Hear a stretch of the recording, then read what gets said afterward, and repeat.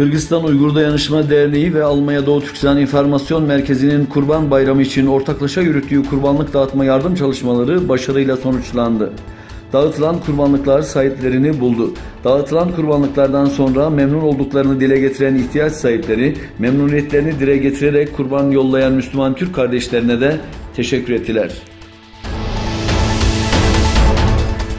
Birleşmiş Milletler'den yapılan açıklamada Çin'in 1 milyona yakın Uygur Türk'ünü gizli bir şekilde toplama kamplarına gönderdiği yönünde ellerinde raporlar olduğu belirtildi. Birleşmiş Milletler Irk Ayrımcılığının Ortadan Kaldırılması Komitesi, Çin'de 1 milyona yakın Uygur Türk'ünün toplu olarak gizli bir şekilde toplama kamplarını andıran yerlerde tutulduğuna dair güvenilir birçok rapor geldiğini bildirdi. Doğu Türkistan'da milyonlarca Uygur Türk'ün eğitim ve terbiye kampları adı altında hapishanelerde tutan Çin hükümeti bir Uygur çocuğun daha ölümüne sebebiyet verdi. Anne ve babası Çin Nazi kamplarına kapatılan Merkitli Uygur bebek ortada kimsesiz kalınca Yarkent Irmağı'na düştü ve hayatını kaybetti.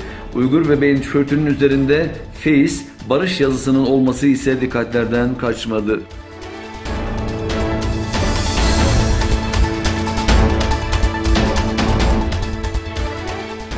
Çin'in kuzeydoğusundaki Heilongjiang eyaletinde bir otelde çıkan yangında 19 kişi hayatını kaybetti, 23 kişi ise yaralandı. Xinhua Ajansı'nın haberine göre ülkenin Heilongjiang eyaletinin başkenti Harbin'e bağlı Songbay bölgesinde 4 katlı Hot Spring Loiser otelinde sabah saatlerinde yangın çıktı.